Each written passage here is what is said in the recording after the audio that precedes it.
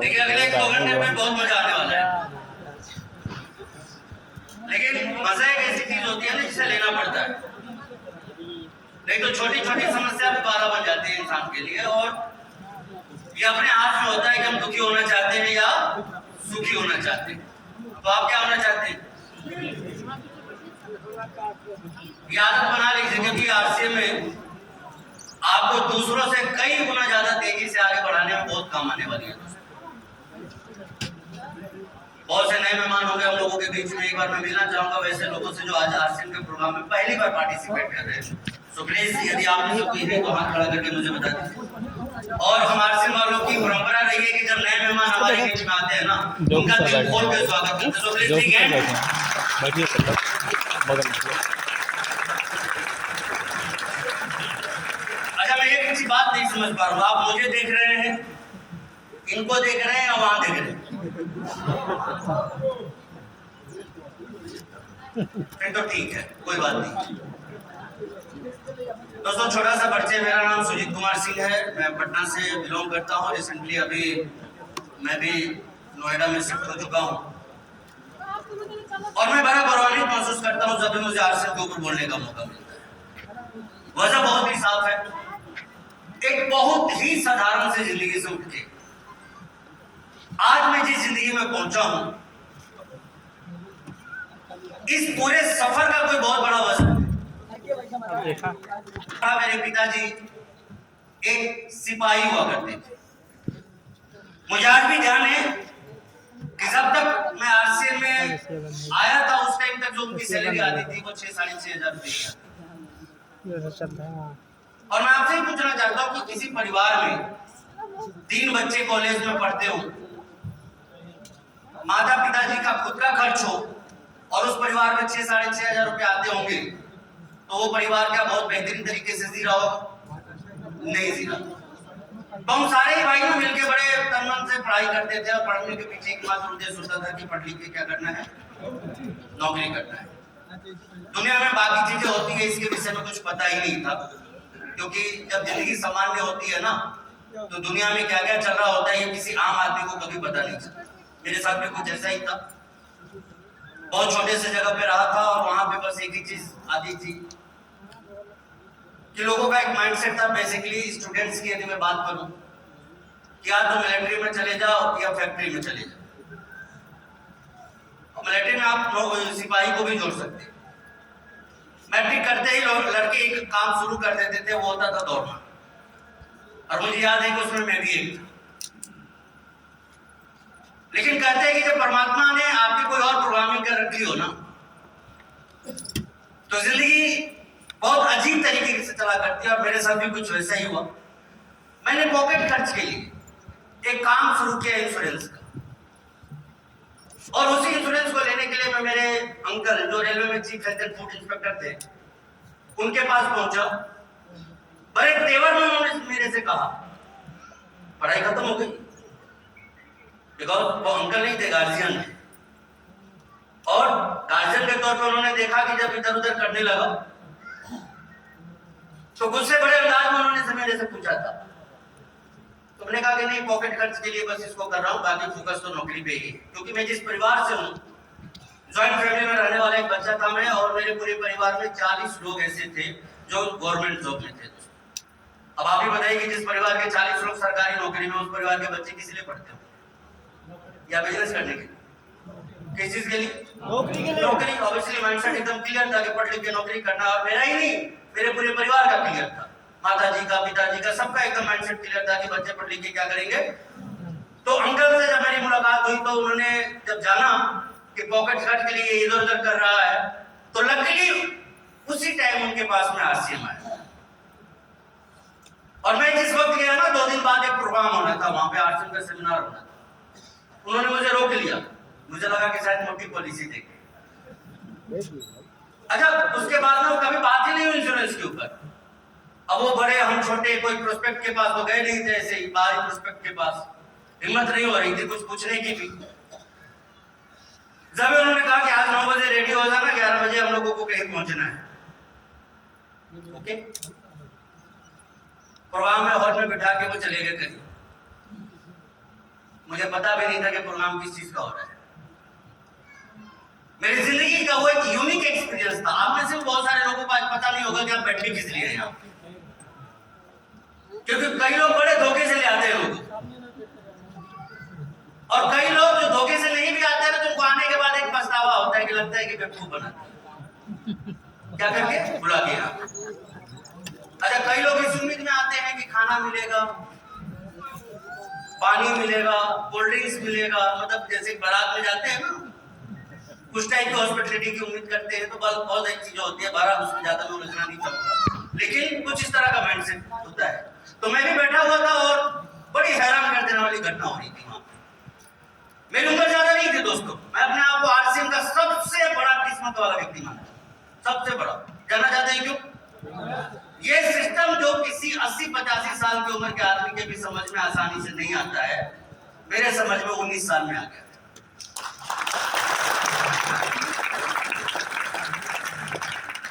दुनिया खेलने खाने का उम्र बोलती है, राइट? डिपेंडेंट होते हैं फैमिली के ऊपर, गार्जियंस के ऊपर, लेकिन मेरी किस्मत अच्छी थी कि जब ये बात समझ में आई। समझ में कैसे आई, मैं थोड़ी चर्चा उसकी कर रहा हूं आप लोगों के। जब हॉल में बैठा, बड़ा ऑडिटोरियम, हजारों लोग, और लोग नहीं थे, पागल थे। अच्छा, कोई आके बोलता कि मैं ड्राइवर हूं, लोग क्या करते? आज तक जिंदगी में कभी बजाया हो तो बताइए, बजाया कभी? कोई बोले कि मैं विद्यार्थी हूं, उसके लिए भी ताली। अच्छा, हद तो तब हो गई जब आके कोई बोले कि 125 रुपए की इनकम आई है, कितने की? लोग उस पर भी ताली बजा रहे थे। अच्छा, मैं जब अकेला बैठा था वेस्ट बंगाल में, वो प्रोग्राम चल रहा था, नए प्रदेश में था, थोड़ा डर भी लग रहा था, बंगालियों के बीच में बैठा था, सारे आसपास में आजू बाजू जितने थे बड़े एक्साइटेड लोग थे। अच्छा, जब मैं ताली नहीं बजाता ना, बड़े घूर के मुझे देखते। तो बात समझ में आए या ना आए, शुरुआत में तो मैंने डर से ताली बजाई थी। जो हकीकत है वो यही है, एक तो दुबला पतला छोटा कम उम्र का दूसरे प्रांत में बैठा हुआ, अब कहीं ये उल्टी खोपड़ी के लोग कुछ करना दे मेरे साथ में। मैं बार बार चाचा जी को देखने की कोशिश करता था, वो कहीं दिखे ही नहीं मुझे। लेकिन धीरे धीरे धीरे धीरे धीरे धीरे धीरे धीरे जब आरसीएम के सीनियर लीडर्स आते गए स्टेज पे और उन्होंने अपने एक्सपीरियंस से उस दौर की बातें बतानी शुरू की, तो उस हजारों के भीड़ में कितने ताली बजाने वालों के जीवन में क्या फर्क आया नहीं आया, लेकिन एक लड़का था जिसकी सोच बदल गई थी, समझ बदल गई थी, इरादे बदल गए थे, सपने बदल गए थे, और वो लड़का कोई और नहीं, आरसीएम का सफायर बन के आज आपके सामने खड़ा है। देखिए, कहने को ये नमक नमकीन का धंधा हो सकता है किसी भी व्यक्ति के लिए, राइट या रॉन्ग?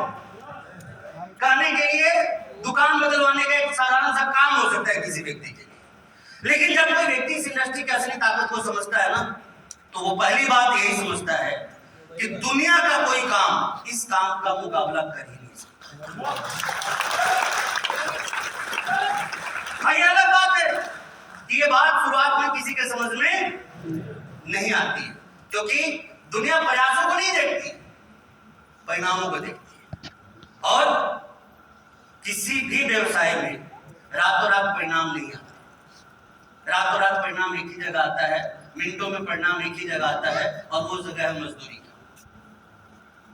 4 घंटे काम किए, पैसा लिए, चल दिए। 15 मिनट रिक्शा चलाए, पैसा लिए, चल दिए। छोटी प्रॉफिट कहाँ बुक होती है? जहां गरीबी होती है। कहां? जहां गरीबी होती है वहां छोटी प्रॉफिट बुक होती है, लेकिन अमीरी उसी जगह पे होती है जहां प्रॉफिट के लिए एक इंसान लंबा इंतजार करता है। और वो चीज मेरे दिमाग में आ गई थी। मैं बीएससी पार्ट 2 केमिस्ट्री ऑनर्स मेरा पेपर था, सब्जेक्ट था, मैं पढ़ाई कर रहा था, फाइनल ईयर देना बाकी रह गया था, और आपको शायद यकीन नहीं होगा, मैंने जिस दिन आरसीएम को ज्वाइन किया था उस दिन मैं बीएससी पार्ट 2 केमिस्ट्री ऑनर्स का स्टूडेंट था। आज 24 वर्षों बाद मेरे से कोई पूछे व्हाट इज योर क्वालिफिकेशन, तो मैं यही करता हूँ,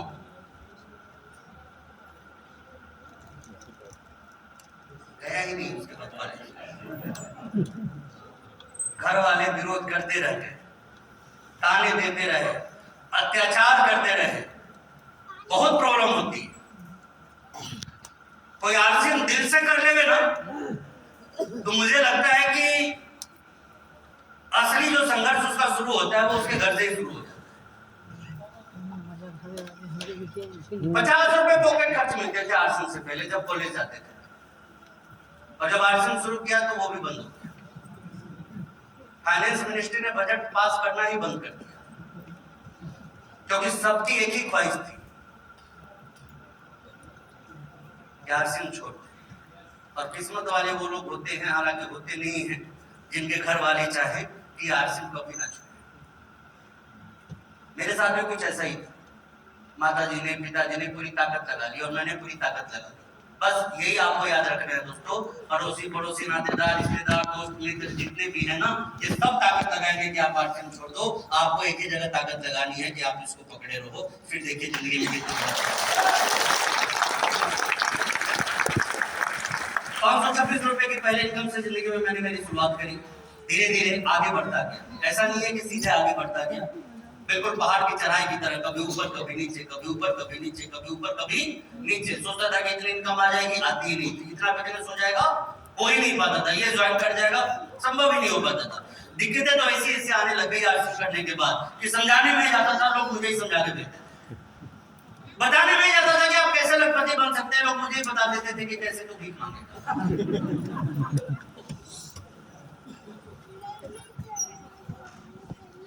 अजीब अजीब सी चीजें जो लाइफ में कभी नहीं हुई, वो आरसीएम करने के दरमियान में हुई। और इसी वजह से जो कभी सोचा नहीं था, वो चीज भी जिंदगी में होना शुरू हो गया इस आरसीएम की ताकत से। जी हाँ, जिंदगी के जो छोटे छोटे सपने थे, आरसीएम ने सिर्फ उन्हीं सपनों को पूरा नहीं किया जिन सपनों को मैंने देखा था आरसीएम करने से पहले। जिन सपनों को जिंदगी में कभी नहीं देखा था, आरसीएम ने उन सपनों को भी पूरा किया। 526 से सफर की शुरुआत करी, धीरे धीरे आगे बढ़ता गया। एक इनकम आती है, दिसंबर 2004 की बात है। ठीक है, मैंने 17 जुलाई सन 2002 को आरसीएम को ज्वाइन किया था। दिसंबर 2004 में मेरे पास एक इनकम आई, जिसके विषय में बस इतना ही कहना चाहूंगा कि भला हो ऊपर वाले का, जिसने मुझे, मेरे भाइयों को, मेरे माता पिता को, मेरे रिश्तेदारों को, सबको पागल होने से बचा लिया। जानना चाहते हैं क्यों? जो परिवार और जो पिताजी उस टाइम भी 6,500 की नौकरी कर रहे थे, 22-24 साल की नौकरी के बाद भी 6,500 की सैलरी ले रहे थे, उसी घर में वो लड़का जिसने 526 से शुरुआत की थी, उसकी इनकम ठीक 2 साल बाद 1,04,000 रुपए की।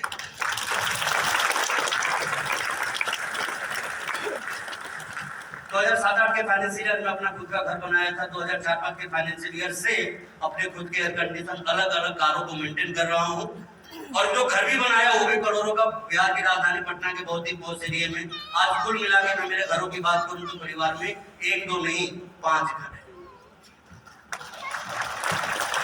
और जिनकी कहां से शुरू हुई थी? सिंगल रूम के रेलवे क्वार्टर से। सिंगल रूम के रेलवे क्वार्टर से जिंदगी शुरू हुई थी, आज यहाँ पे पहुंची है।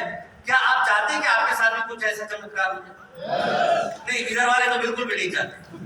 चाहते हैं ऊपर वाले आप लोग? आपको कोई समस्या नहीं है ना? ओके, तो आज आप बस आरसीएम को समझिए, मेरी बात को मत मानिएगा। आप आरसीएम को समझने की कोशिश कीजिए कि आरसीएम है क्या। ना डीके सर की बात में भरोसा कीजिए, ना सुजीत कुमार सिंह की बात में भरोसा कीजिए। भरोसा करना है तो अपनी जिंदगी में अपने आप पे करना है। और जो इंसान खुद पे भरोसा कर लेता है ना, वो आम लोगों से काफी आगे निकल जाता है। दोस्तों, ये दिमाग में बिठा के रखिए। ये भरोसा बहुत ही जरूरी होता है, और आगे चल के जिंदगी में क्या फर्क डालता है मैं उसकी चर्चा करूंगा। लेकिन वो आरसीएम जिसको लेके लोग अलग अलग भ्रांति मन में बिठा के रखते हैं। कई लोगों से आप पूछो आरसीएम के विषय में, बताओ आरसीएम के विषय में, वो आपको कहते हुए मिलेंगे, अच्छा आरसीएम चल रहा है क्या? क्या बोलते हैं? अब कौन समझाए कि डायरेक्ट सेलिंग इंडस्ट्री के इतिहास में भारत की इकलौती ऐसी कंपनी जिसने कि अपना 25 वर्ष पूरा किया। और प्राउडली मैं तो पूरे गर्व से इस बात को बोलता हूं कि हमारा आरसीएम तो अब इतना पुराना हो चुका है कि इस हॉल में भी कई ऐसे लोग होंगे जिनका जन्म ही आरसीएम शुरू होने के बाद हुआ। मानते नहीं मानते इस बात को? तो दोस्तों, बहुत ही दुरुस्त बहुत ही स्ट्रॉन्ग और बहुत ही विजनरी कंपनी के आप पार्ट या तो हैं या होने वाले हैं, जिस कंपनी का नाम है, क्या नाम है? आरसीएम। अब आज जब आरसीएम की आती है तो एक सवाल आता है जानने की क्यों करें। तो देखिए छोटी छोटी चीजें जिस पे हमारा ध्यान जाना चाहिए। Why to RCM? किसी भी व्यक्ति को यदि बेहतरीन उत्पाद उतनी कीमत में मिले उसे इस्तेमाल करना चाहिए कि नहीं करना चाहिए? साथ ही साथ अपना खुद का व्यापार करने का मौका मिले तो अच्छा है या बुरा है? आरसीएम को लेके मैं एक बात हमेशा बोलता हूं दोस्तों, और आप इस चीज को नोट कर लीजिएगा, हम सामान नहीं खरीदते आरसीएम, हम हमारे बच्चों का भविष्य खरीदते हैं। क्या खरीदते हैं? गलतफहमी में मत रहिएगा कि आप सामान खरीदते हैं और हम सामान खरीदते हैं। हम सारे लोग आरसीएम की दुकान से क्या खरीदते हैं? अपने बच्चों का सुनहरा भविष्य खरीदते हैं, सेल्फ डेवलपमेंट। जी हाँ दोस्तों, हमने से कई लोग जो कि अपना नाम तक ठीक से नहीं बोल पाते थे, आज बहुत बेहतरीन तरीके से रहते भी हैं, बातचीत भी करते हैं, समाज में एक अलग पहचान मिलती है। बड़ा आप सोचिए कि बिहार की एक छोटी सी जगह का रहने वाला लड़का सुल्तानपुर में से कौन जान जाता? कोई जानता? गाजीपुर में कोई जान जाता? बेंगलोर में कोई पहचान मिल जाती? इलाहाबाद में लोग उसके लिए खड़े हो जाते? या पंजाब में एयरपोर्ट से लेकर रेलवे स्टेशन तक उसको सम्मान करने के लिए खड़े रहते हैं? ऐसा कहीं होता है हम लोगों के साथ? नहीं होता है। लेकिन जो पहचान आपको आरसीएम से मिलती है ना, वो एक अलग लेवल की होती है। आप कर सब इनकम। जी हाँ, शुरुआत भले ही किसी को अच्छा ना लगता हो इस इंडस्ट्री में।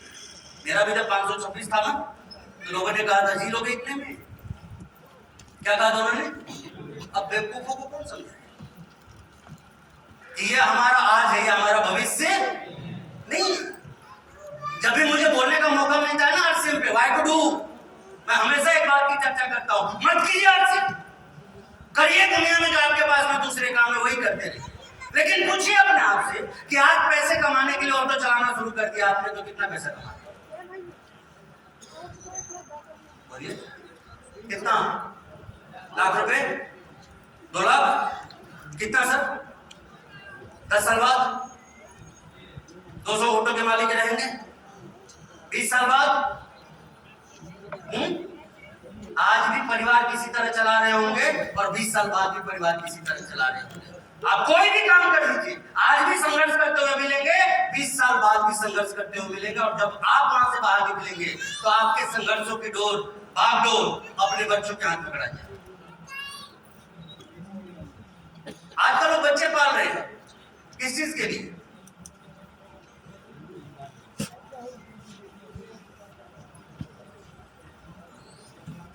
दम लगा के बोलिए, क्या मेरी बात समझ में आ रही है? वो बाहर निकले तो जिम्मेदार कौन है? बोलिए ना। ये सारी ज्ञान की बातें यहीं आपको मिलेगी, अदरवाइज कहीं नहीं मिलेगी। हम समझ ही नहीं पाते कि इंडस्ट्री क्यों जरूरी है कि एक व्यक्ति के लिए। तो बात सिर्फ इनकम की नहीं है, आकर्षक इनकम। मैंने कहा ना 526 से शुरू किया था। आज जिस फैमिली में हूं उस परिवार में सिर्फ और सिर्फ आरसीएम से हर महीने 30 लाख रुपए से ज्यादा आते हैं।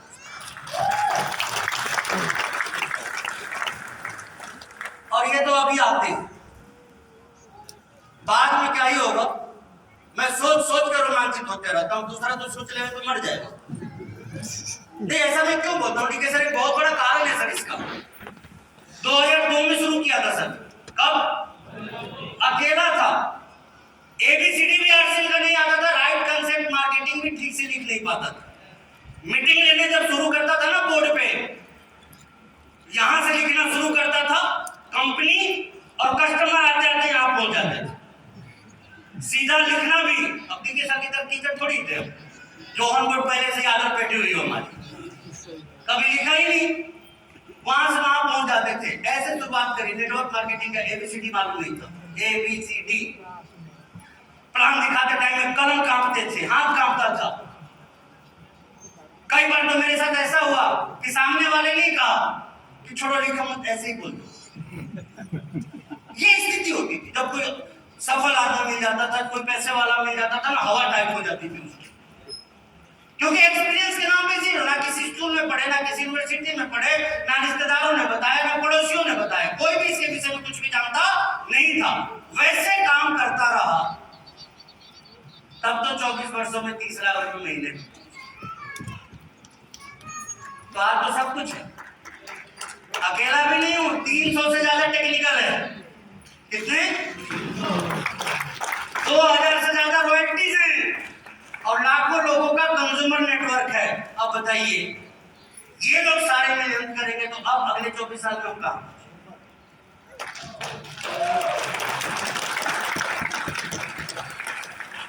कई लोग मेरे से रिश्तेदार बोलते हैं कि बहुत पैसे कमा लिए।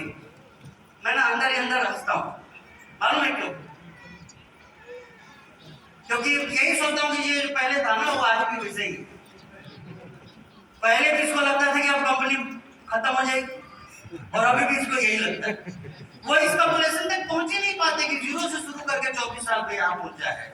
अब जब हीरो से शुरुआत करेगा तो अगले 24 साल में ये कहां पहुंचेगा?